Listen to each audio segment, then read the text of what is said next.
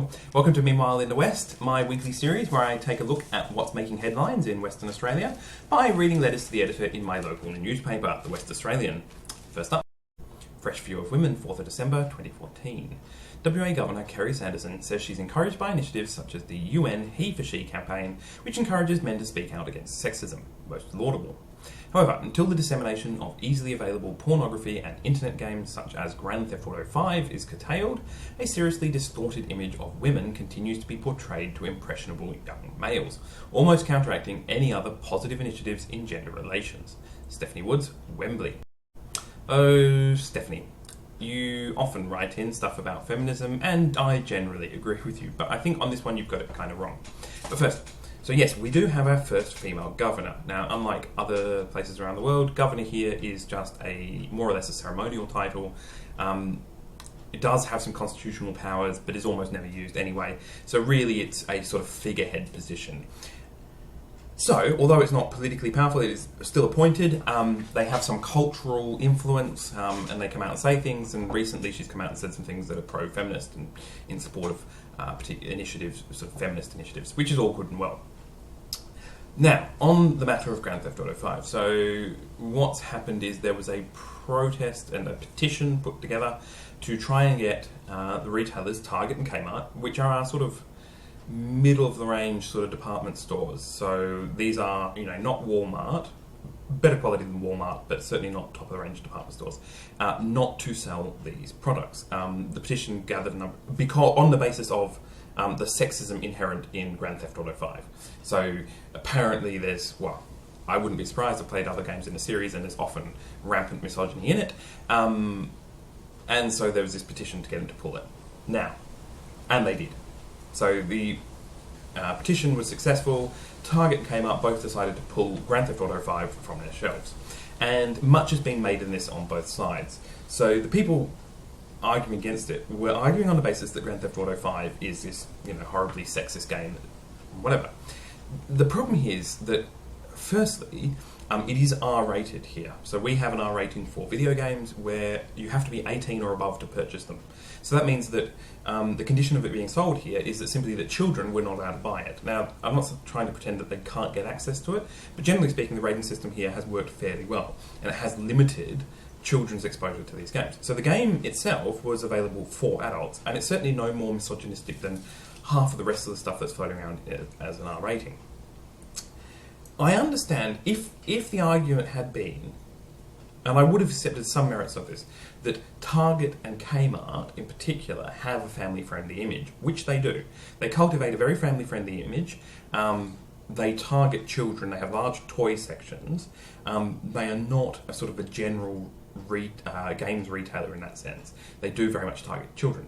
That having these games, R-rated games, on the shelf in Target may send the impression that they're somehow more child-friendly than they actually are, and therefore that it's inappropriate for Target and Kmart in their branding to be selling Grand Theft Auto 5. I think you could make an argument based on that it doesn't fit with those companies. But that wasn't the argument that was being made. The argument being made was simply that these games are sexist and therefore retailers, full stop, shouldn't sell them, but we're going to target Kmart and Target because they'll respond to the petition, and they did. On the other hand, I don't see this as the slippery slope that a lot of people have been trying to make it out to be. The main reason that Target and Kmart responded the way they did is because they have this family-friendly image. And so when it's pointed out that they are selling these things that are very much not family-friendly, they kind of have to respond. Now, your actual games shops that sell nothing but video games, GTA 5 is no worse or better than anything else they have on the shelves. They're not particularly interested in petitions about family friendliness. The average gamer these days is my age, is in their 30s.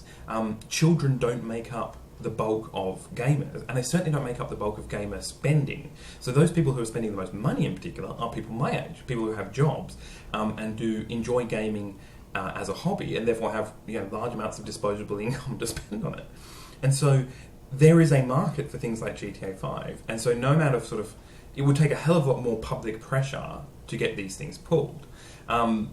And I was one of those who fought for, and promoted for years the idea of an R rating here for adults to be able to purchase adult games, or games that, contained stuff that was unsuitable for children. And we finally got it. Previously, games like Grand Theft Auto have had to actually rejig the content to get them a MA or an M rating here so that they could be sold. Now we have an R rating, they don't have to be, which is good. Now, I'm not particularly pro misogyny in gaming. I'm not pro it at all, but I do think it needs to be, as long as it's within the bounds of the law, which this certainly is, that there should be no restriction on it. And there isn't a legal restriction here. The other thing that gets me is that Target and Kmart are not big retailers anyway of video games. Even the bricks and mortar stores are not big retailers. Nowadays, most of us are buying at least some component of our games online, if not download in a digital copy, or then at least ordering it online and having it shipped to our door. So the restriction of it from one set of shelves in a couple of chain stores, which are not specialist retailers, to me doesn't scream slippery slope. The fact that there's no governmental pressure here, the fact that the petition was fairly small and it only worked on these particular retailers because of the branding that they'd aimed for, to me it doesn't scream slippery slope. And so I'm not particularly worried that this is the start of a censorship of people's voices. I mean, it's not like they got it pulled from Steam or something, which that would worry me. And lastly, I think, broadly speaking, not to discount how important portrayals of women in media are, but in some ways, actions like having a female governor, having female representation in positions of power. Now, it's not a hugely powerful position, but it is a prestigious position. I think actually will go further promoting the cause of feminism than managing to get GTA 5 by itself pulled from the shelves of two non-specialist general retailers. I think in the long run, Kerry Sanderson's position is probably going to be a much bigger win for feminism than the pulling of the GTA 5. Festive Fantasy, 4th of December 2014. Those poor old try-hard atheists just can't get it right, can they? If you don't believe in fairy tales, as they put it, then why would you have a child writing to Santa about Christmas? Terry Dwyer, Warwick. So, it's December, Christmas is almost upon us, and one of the traditions of recent years around Christmas is that American atheists put out billboards reflecting on Christmas from an atheist perspective. As has been their sort of focus recently, they aim for a provocative image that gets media coverage, some kind of standpoint that provokes controversy. And this year they went for a girl writing a letter to Santa, and it says, "Dear Santa, all I want for Christmas is to be able to skip church. I'm too old for fairy tales."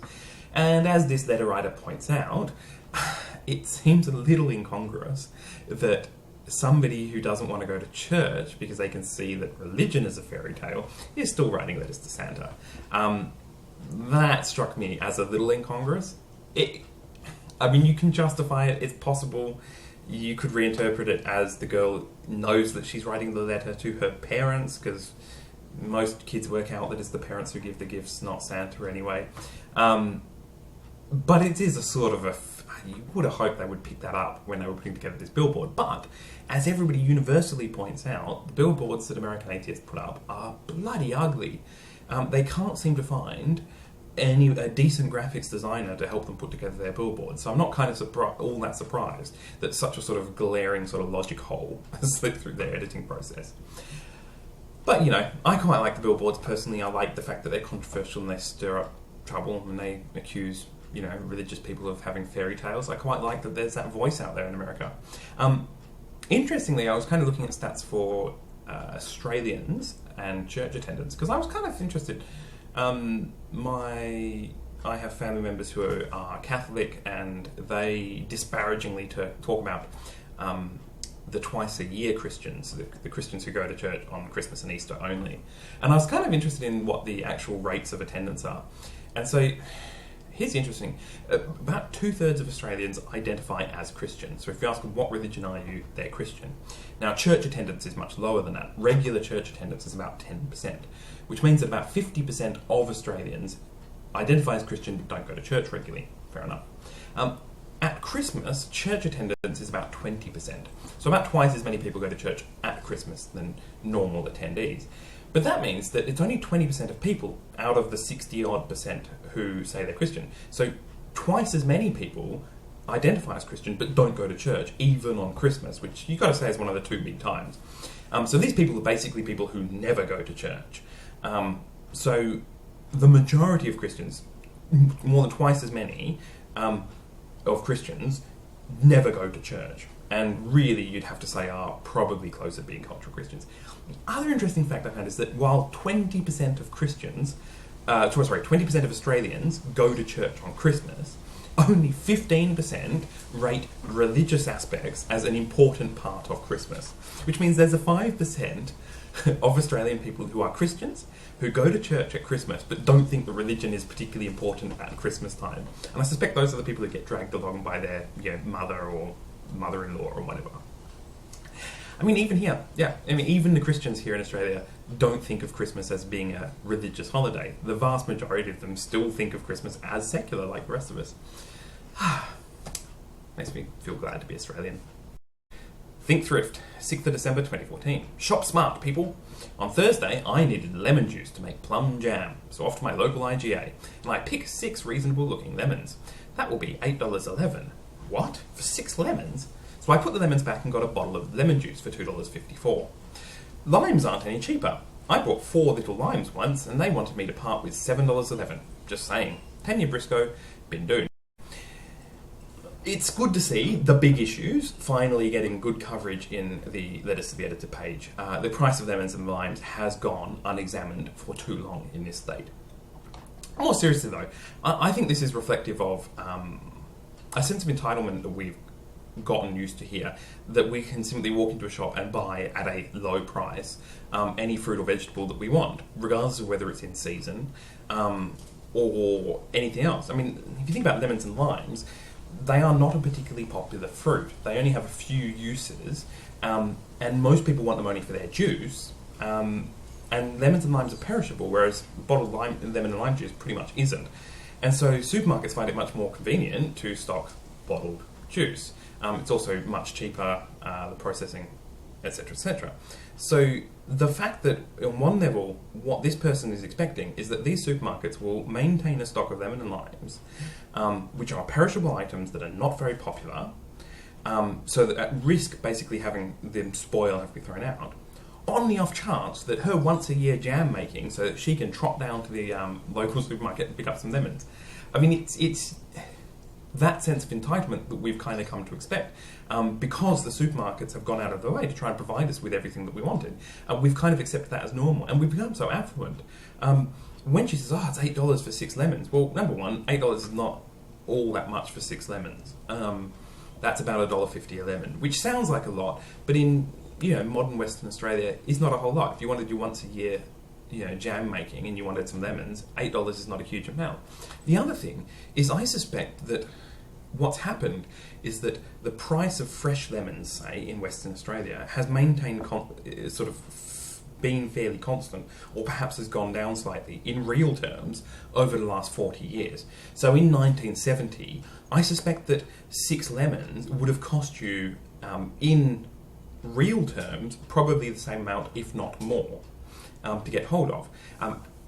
But what's happened is that the price of bottled lemon juice, say, has gone down through the floor. $2.54 now is a tiny amount of money. It's almost half a cup of coffee in a cafe.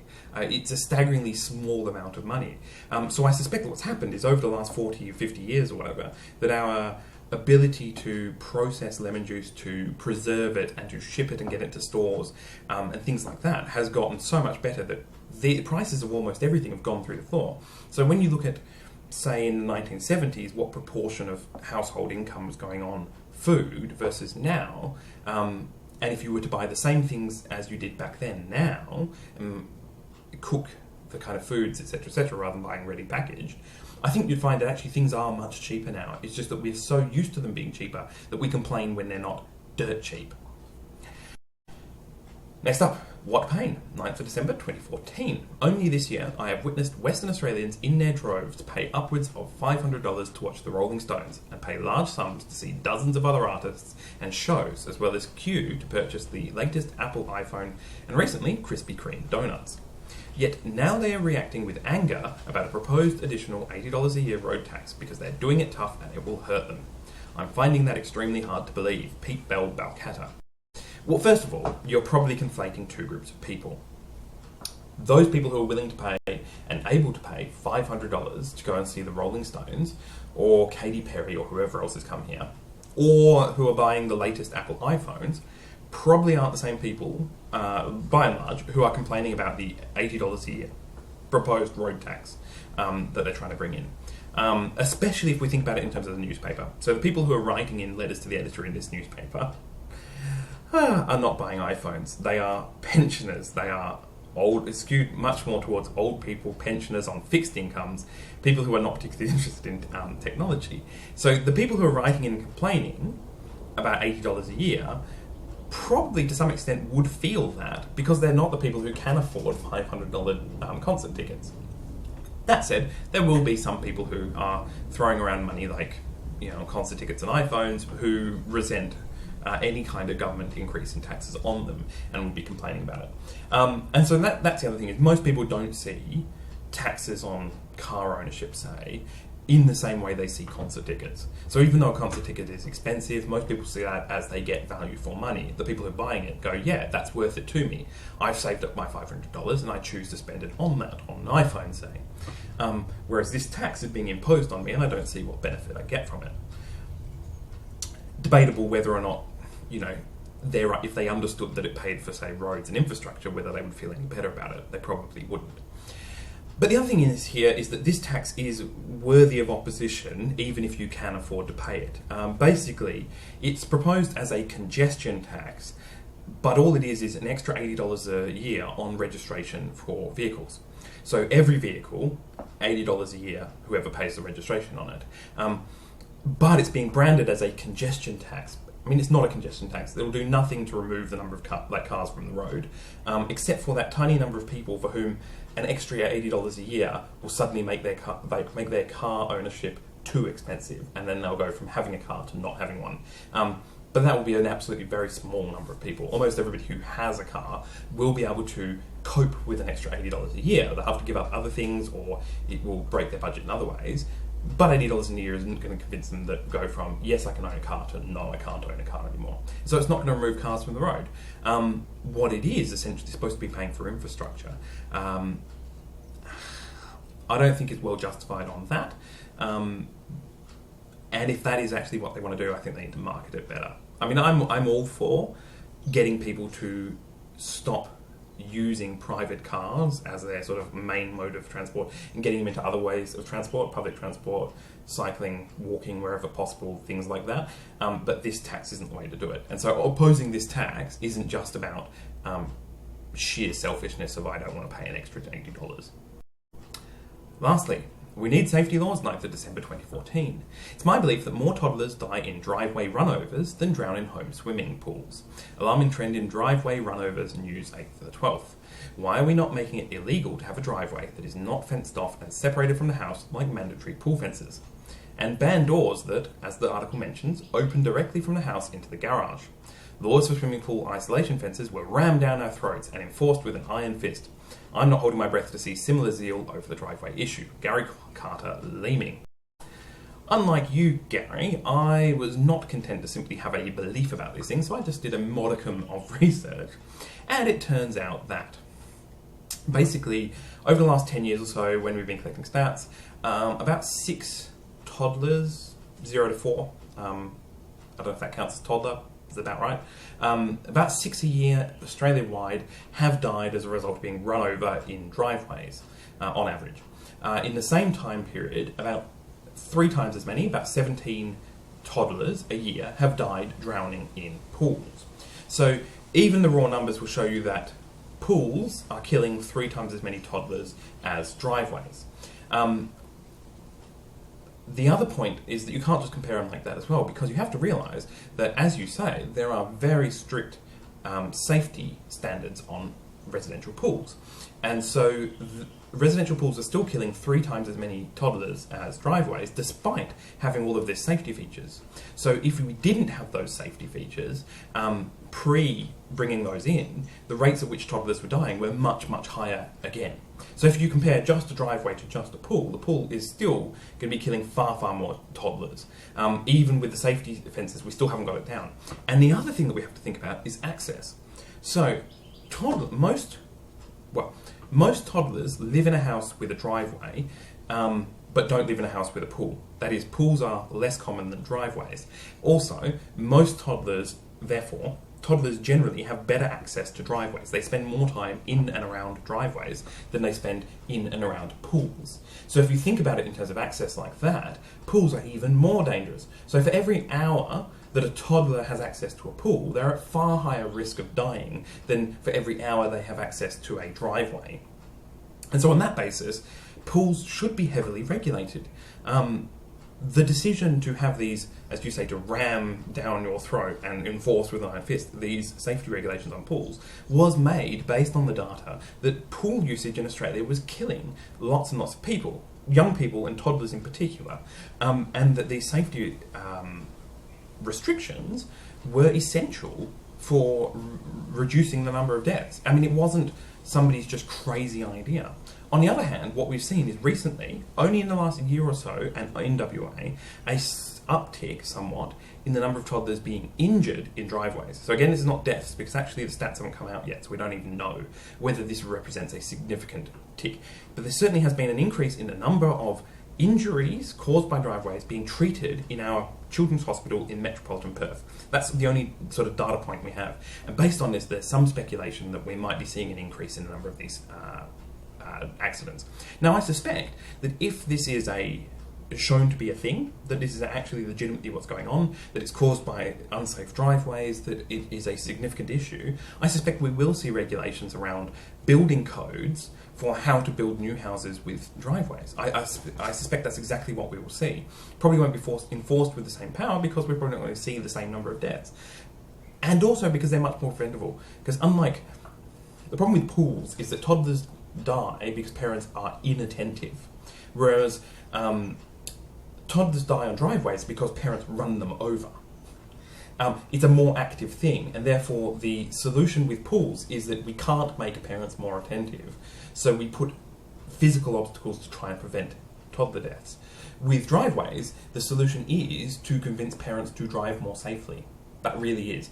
Plus some building stuff, if that is shown to be a thing, which is at this point just speculation. Anyway, wow, that's it for this week. Target and Kmart have decided to pull Grand Theft Auto 5 from their shelves. American Atheist put up a new billboard for Christmas. Lemons and limes are expensive.